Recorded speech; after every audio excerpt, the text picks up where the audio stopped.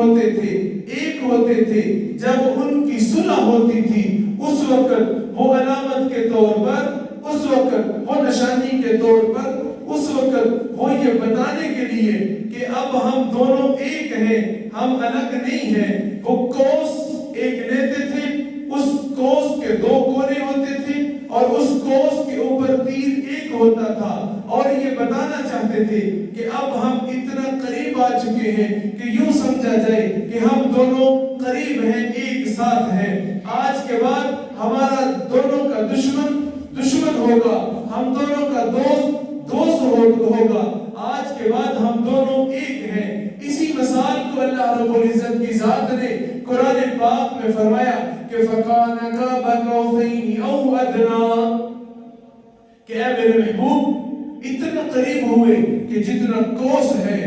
اور علامہ اقبال رحمۃ اللہ علیہ نے بھی اور جناب حفیظ جلندری نے بھی اس بات کو بیان فرمایا، قرآن کی اس آیت کا ترجمہ کر کے، مفہوم کر کے اپنے اشعار میں یہ بتایا کہ اللہ رب العزت کی ذات نے اپنے محبوب کو کبھی طٰہٰ کہا، کبھی یاسی کہا، کبھی طٰہٰ کہا، کبھی یاسی کہا، نام لے کر رب نے پکارا نہیں، فَكَانَ قَابَ قَوْسَيْنِ کہہ کر اللہ نے یہ فرما دیا کہ میرے محبوب جو تمہارا نہیں وہ ہمارا نہیں۔ یعنی جو اللہ کے نبی صلی اللہ تعالی علیہ وسلم کا دشمن ہوگا وہ رب کا دشمن ہے، جو رب کا دشمن ہے وہ پاک پیغمبر صلی اللہ تعالی علیہ وسلم کا دشمن ہے۔ پھر اس کے بعد اللہ کے پاک پیغمبر صلی اللہ تعالی علیہ وسلم کا سفر معراج واپسی شروع ہوتی ہے، اور سب سے پہلے ساتویں آسمان پر جناب حضرت ابراہیم علیہ السلام کے ساتھ ملاقات ہوتی ہے۔ اس ملاقات میں جناب حضرت ابراہیم علیہ السلام کہتے ہیں کہ اے میرے پیارے فرزند، اے میرے پیارے بیٹے، اپنی امت کو میرا سلام کہنا، اپنی امت کو میرا سلام کہنا۔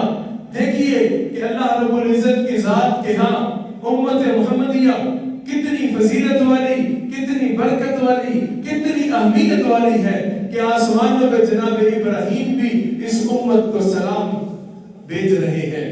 اور ساتھ میں کیا فرمایا کہ اے میرے محبوب صلی اللہ تعالی علیہ وسلم، ایک تو اپنی امت کو میرا سلام کہنا، اور دوسرا ان کو کہنا کہ جنت اللہ رب العزت کی ذات نے بہت بڑی ہی وسیع بنائی ہے، اور اپنی امت کو کہنا کہ اس جنت کے اندر درخت لگائے۔ اللہ کے پاک پیغمبر صلی اللہ تعالی علیہ وسلم نے پوچھا کہ میری امت رہے گی زمین پر تو جنت میں کس طرح درخت لگائے؟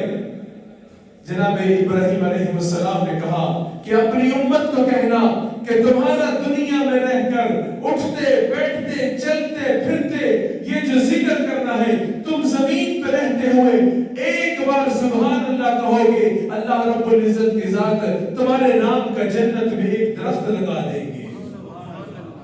ایک بار سبحان اللہ کہنے سے، ایک بار سبحان اللہ کہنے سے جنت میں ایک درخت لگ جاتا ہے۔ آگے جب چھٹے آسمان پہ آئے، حضرت موسیٰ علیہ السلام کے ساتھ ملاقات ہوئی۔ حضرت موسیٰ علیہ السلام نے پوچھا کہ آپ اللہ سے ہم کلام ہوئے، اللہ کا دیدار کیا، کیا تحفہ دیا؟ اللہ کے محبوب نے فرمایا یہ تحفے دیے۔ کیا تحفے ملے؟ 3 تحفے ملے۔ پہلا تحفہ سورۃ البقرہ کی آخری 3 آیات۔ دوسرا تحفہ اللہ نے اپنے محبوب صلی اللہ تعالی علیہ وسلم کے ساتھ یہ وعدہ کیا کہ اے میرے محبوب، تمہاری امت کا وہ شخص جس کے نامہ ایمان کے اندر شرک نہیں ہوگا، وہ مشرک نہ ہو، وہ شرک نہ کرنے والا ہو، اگر اس کا نامہ ایمان شرک سے پاک اور صاف ہوا تو میں محمد صلی اللہ تعالی علیہ وسلم آپ کی قسم کھا کر کہتا ہوں کہ میں آپ کی امتی کو جہنم میں نہیں پھینکوں گا بلکہ اس کو جنت میں داخل کر دوں گا۔ صرف اس کا نام ایمان شرک سے پاک ہونا چاہیے، مشرک نہ ہو۔ اور قرآن میں بھی اللہ رب العزت کی ذات نے فرمایا ان اللہ لا یغیر ان اللہ لا یشرک يشرك به ويغفر ما دون ذلك لمن يشاء. اللہ نے فرمایا کہ شرک ایک ایسا گناہ ہے کہ جس کو میں معاف نہیں کروں گا، شرک کے علاوہ میں جس گناہ کو چاہوں گا معاف کر دوں گا. فرمایا تیسرا تحفہ کیا ملا؟ فرمایا 50 نمازیں بھی دی ہیں. 50 نمازیں. حضرت موسیٰ علیہ السلام نے کہا کہ یا رسول اللہ میری امت کے اوپر 2 نمازیں تھیں، مجھے اپنی امت میں 2 نمازوں کا تجربہ ہے، ان کے اوپر وہ 2 بھاری تھی، آپ کی امت 50 کس طرح پڑھے گی؟ اب تھوڑا سا غور و فکر کیجئے، اس بات کے اندر کیا اہمیت ہے، اس بات کے اندر کیا نقطہ ہے؟ اللہ رب العزت کی ذات چاہتے تو پہلی دفعہ میں ہی 50 کی جگہ 5 نمازیں دے دیتے. کیوں پہلی بار 50 دی؟ اور کیوں حضرت موسیٰ علیہ السلام ملے؟ انہوں نے کیوں کہا؟ اللہ کے پاک پیغمبر صلی اللہ تعالی علیہ وسلم کیوں واپس دوبارہ گئے؟ 5 کم کروائی، کہا اب بھی زیادہ، پھر گئے 5 کم کروائی، اب بھی زیادہ، پھر گئے 5 کم کروائی، پھر گئے پھر 5 کم کروائی.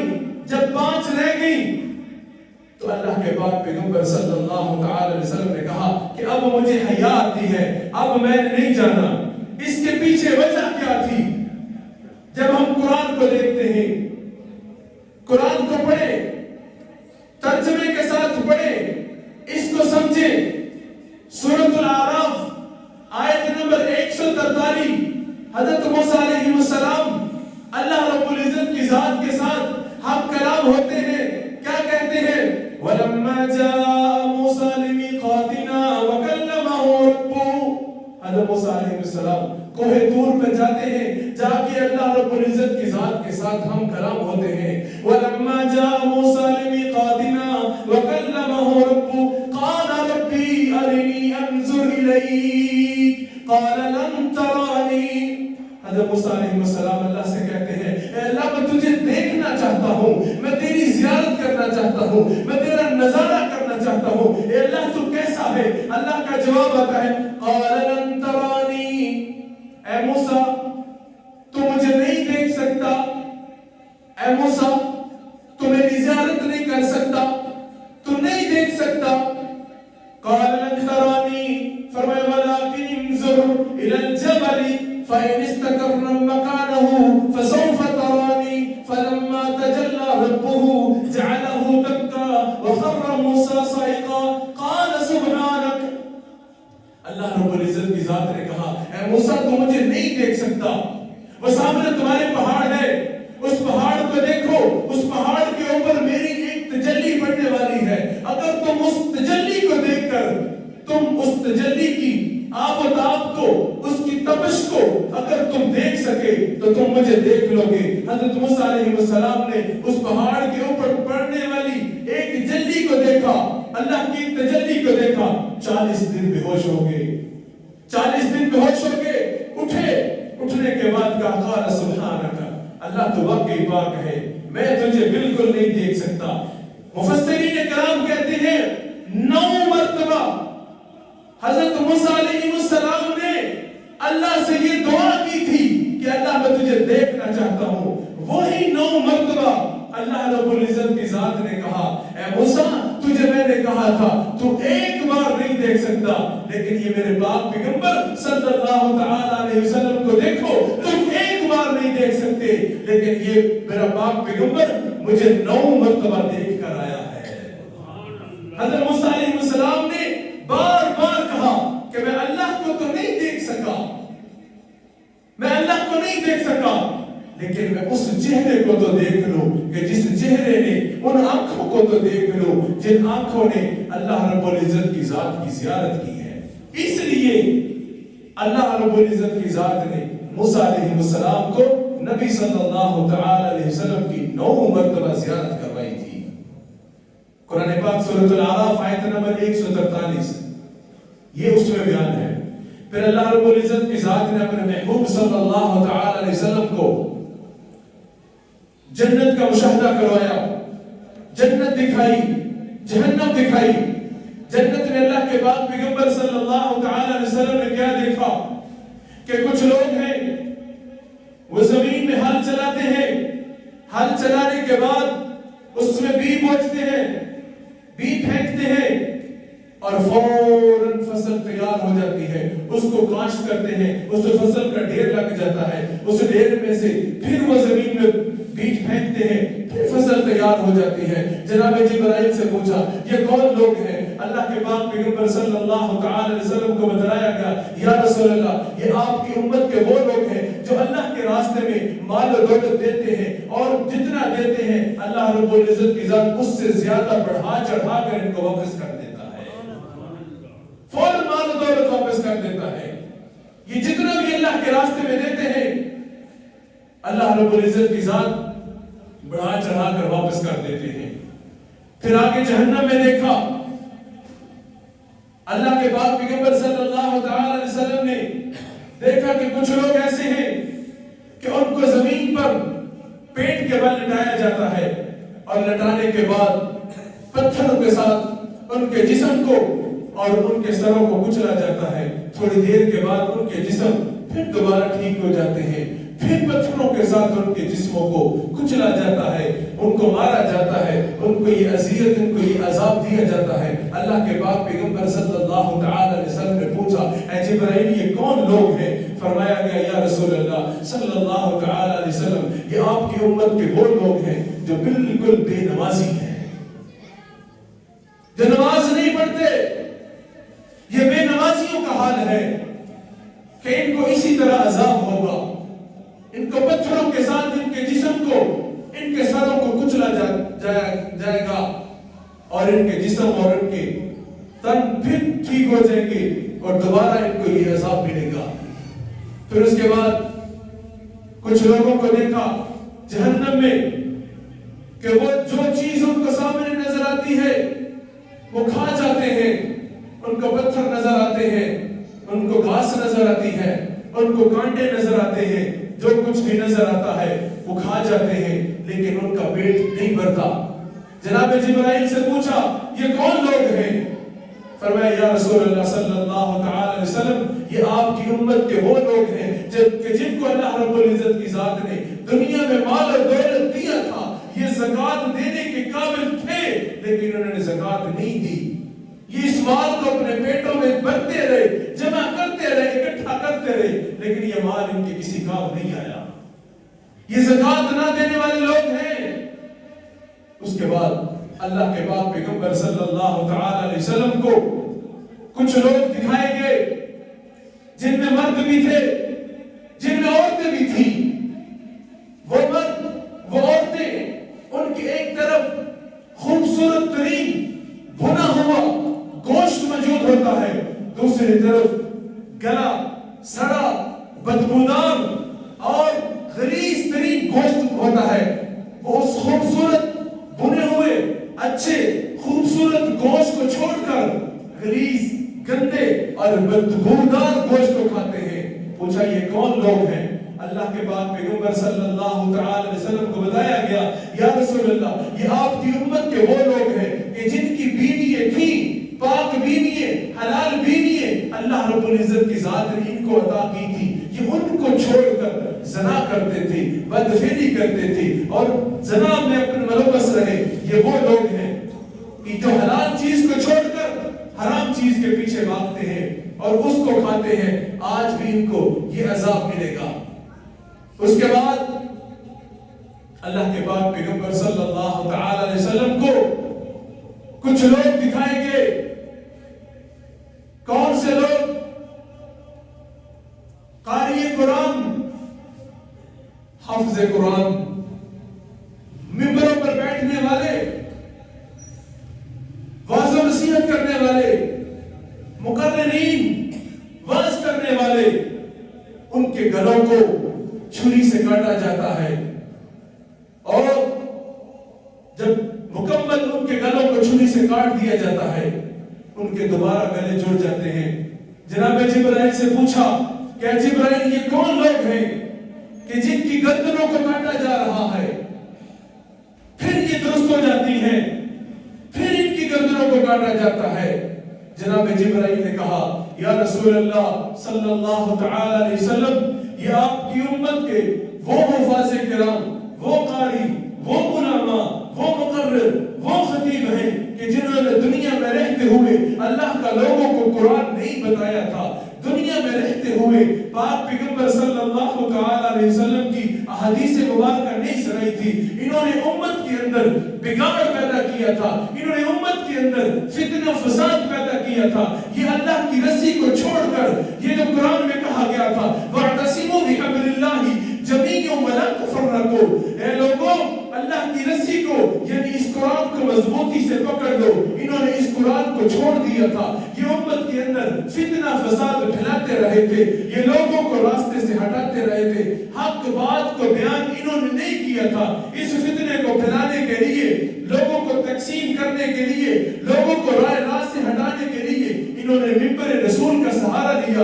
آج ان لوگوں کو یہ عذاب دیا جا رہا ہے کہ ان کی گردنوں کو کاٹا جا رہا ہے، ان کی گردنوں کو کاٹا جاتا ہے، ان کی گردنیں پھر درست ہو جاتی ہیں، پھر دوبارہ ان کی گردنوں کو کاٹا جاتا ہے۔ یہی عذاب ان کو ملتا رہے گا، اس لیے ملتا رہے گا کہ میرے بھائیوں انہوں نے اللہ کا قرآن نہیں بنایا، پڑھ کے سنایا تھا، انہوں نے نبی صلی اللہ تعالی علیہ وسلم کا فرمان نہیں پڑھ کے سنایا تھا۔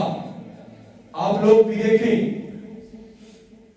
ہر ایک کو سنیں، لیکن سننے کے بعد میرے بھائیوں اس بات کو پرکھیں کہ یہ بات قرآن کے مطابق ہے کہ نہیں ہے، یہ بات نبی صلی اللہ تعالی علیہ وسلم کے فرمان کے مطابق ہے کہ نہیں ہے۔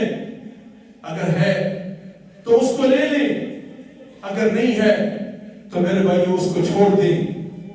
میں بھی یہ کہتا ہوں آپ سب میں سے کسی نہ کسی کے ساتھ میرا کوئی نہ کوئی رشتہ ہے۔ اگر آپ بھی یہ دیکھیں کہ میں ممبر رسول پر بیٹھ کر کوئی بات قرآن کے، کوئی بات نبی صلی اللہ تعالی علیہ وسلم کے فرمان کے خلاف کروں یا اس سے ہٹ کے کروں، آپ بھی مجھے پوچھیں، آپ بھی میری خبر لیں کہ یہ آپ کیا بات بیان کر رہے ہیں۔ میں اللہ رب العزت کی ذات سے یہ دعا بھی کرتا رہتا ہوں کہ اے مالک مجھے ہمیشہ قرآن اور نبی صلی اللہ تعالی علیہ وسلم کی سنت کو بیان کرنے کی توفیق عطا فرمانا۔ میرے بھائیوں آپ سے بھی یہ گزارش ہے کہ آپ بھی کسی بھی ایسے مقرر کو، کسی ایسے خطیب کو، کسی ایسے واعظ کرنے والے کو پروموٹ نہ کریں، واہ نہ کریں کہ جو قرآن کے اور نبی صلی اللہ تعالی علیہ وسلم کے فرمان کے خلاف بات کریں۔ یہ وہ واقعات تھے، یہ احوال تھا جو اللہ کے پاک پیغمبر صلی اللہ تعالی علیہ وسلم نے آسمانوں سے واپس آتے ہوئے دیکھا۔ اب اس میں دو چیزیں، پہلی بات جناب جبرائیل سے اللہ کے پاک پیغمبر نے پوچھا کہ اے جبرائیل میں آسمانوں کی سیر کر کے جنت کو دیکھ کے اللہ کی زیارت کر کے واپس جا رہا ہوں، میری اس بات کو کون مانے گا، کون تسلیم کرے گا، کون اس بات کو حق جانے گا؟ جناب جبرائیل نے کہا یا رسول اللہ کوئی مانے یا نہ مانے لیکن آپ کا دوست، آپ کا جگری دوست جناب ابو بکر صدیق رضی اللہ تعالیٰ عنہ ضرور مانیں گے، ضرور مانیں گے۔ اور یہی ہوا۔ اللہ کے پاک پیغمبر صلی اللہ تعالی علیہ وسلم نے جب اس واقعے معراج کو بیان کیا کہ اللہ نے مجھے آسمانوں پہ بلایا، مجھے سیر کروائی، مجھے یہ تحفہ دیا، مجھے جنت دکھائی، مجھے جہنم دکھائی، ابو جہل نے اس بات کو سنا اور سوچا کہ آج ایمان والوں کو، آج کلمہ پڑھنے والوں کو اسلام سے پھسلانے کا بڑا اچھا موقع ہے۔ کون اس طرح کر سکتا ہے کہ رات کے کچھ حصے میں یہاں سے بیت المقدس سے سات آسمانوں پہ اللہ کے ساتھ ہم کلام ہو کے تحفے تحائف دے کے واپس بھی آگے؟ ابو جہل نے فوراً بھاگا۔ حضرت ابوبکر صدیق مکے سے باہر تھے، جا کے کہا کہ اگر کوئی شخص یہ کہے کہ میں راتوں رات آسمانوں پہ گیا ہوں اور اس کی سیر کر کے بیت المقدس کو میں اپنی آنکھوں سے دیکھ کے آیا ہوں، یہاں سے 3.5 ماہ کا سفر ہے، کیسے ممکن ہے؟ فرمایا بتاؤ کہ کہاں کس نے ہے؟ اگر کہنے والا کوئی عام شخص ہے تو یہ ناممکن ہے، اگر کہنے والا پاک پیغمبر صلی اللہ تعالی علیہ وسلم ہے تو یہ حق اور سچ ہے۔ آخری بات، آپ نے واقعہ معراج میں سنا ہوگا کہ اللہ کے پاک پیغمبر صلی اللہ تعالی علیہ وسلم راتوں رات گئے، جس کمرے سے ام ہانی کے گھر سے نکلے اس کمرے کی دروازے کی چٹخنی کنڈی ہلتی رہی، جس وضو سے، جس پانی سے وضو کیا وہ پانی چلتا رہا، جس بستر سے اٹھ کر گئے وہ بستر گرم رہا۔ کیسے ممکن؟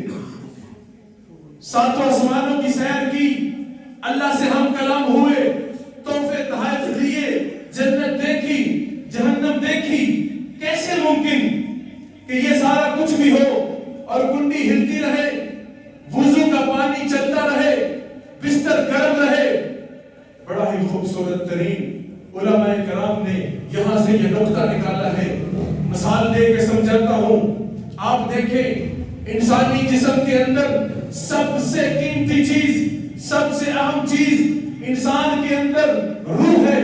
جب یہ روح انسانی جسم سے نکل جاتی ہے، اس کی آنکھیں جدھر ہوں ادھر رہتی ہیں، ہاتھ جدھر ہوں ادھر رک جاتے ہیں، ٹانگ جدھر ہو ادھر رہتی ہے، جس کروٹ میں ہو اسی کروٹ میں رہتا ہے۔ میرے بھائیوں، اللہ کے پاک پیغمبر صلی اللہ تعالی علیہ وسلم اس جہان کی، اس کائنات کی روح ہے۔ اللہ کے پاک پیغمبر جب اس کائنات سے، جب اس یونیورسل سے اوپر گئے تو جس جہاں سے گئے تھے اس کی جو چیز جہاں پر تھی اسی پر موجود رہی، جب کب تک موجود رہی؟ اس وقت تک موجود رہی جب اس کائنات کی، اس جہان کی روح واپس نہیں آئی۔ جب اللہ کے پاک پیغمبر صلی اللہ تعالی علیہ وسلم وہاں سے آسمانوں سے ہو کے واپس اس جہان میں، اس دنیا میں آئے، روح واپس آ گئی تو نظام چلنا شروع ہو گیا۔ اس لیے اللہ کے پاک پیغمبر صلی اللہ تعالی علیہ وسلم اس جہان کی شان کائنات ہے، جان کائنات ہے، بلکہ روح کائنات ہے۔ اللہ کے نبی صلی اللہ تعالی علیہ وسلم اس جہان کی روح کائنات ہے۔ یہ نظام اسی لیے چل رہا ہے کہ اللہ کے پاک پیغمبر صلی اللہ تعالی علیہ وسلم موجود ہیں۔ اللہ رب العزت کی ذات سے دعا ہے کہ اللہ رب العزت کی ذات جو معراج شریف کا سب سے اہم خاص تحفہ تھا میرے بھائیو، 5 وقت کی نماز ہے۔ وہ 5 وقت کی نماز ہے، وہ 5 وقت کی نماز ہے۔ جس نے اللہ کے پاک پیغمبر صلی اللہ تعالی علیہ وسلم کی اس تحفے کی قدر نہ کی، اسلام بھی اس کی قدر نہیں کرتا۔ نماز کے بارے میں یہ ہے کہ نماز کا درجہ اسلام میں وہی اہمیت رکھتا ہے جو انسانی جسم میں سر اہمیت رکھتا ہے۔ کسی انسان کے جسم کے ساتھ اگر اس کا سر نہ ہو، کوئی اس کو انسان ماننے کے لیے تیار نہیں ہے۔ اسی طرح جس کی زندگی میں نماز نہیں ہے اس کا کیا حال ہے؟ اللہ رب العزت کی ذات سے دعا ہے کہ اللہ رب العزت کی ذات ہم سب کو 5 وقت نماز پڑھنے کی توفیق عطا فرمائے۔ واقعہ معراج مکمل ہوا، آئندہ جمعہ انشاءاللہ باذن اللہ شب برات کی فضیلت اور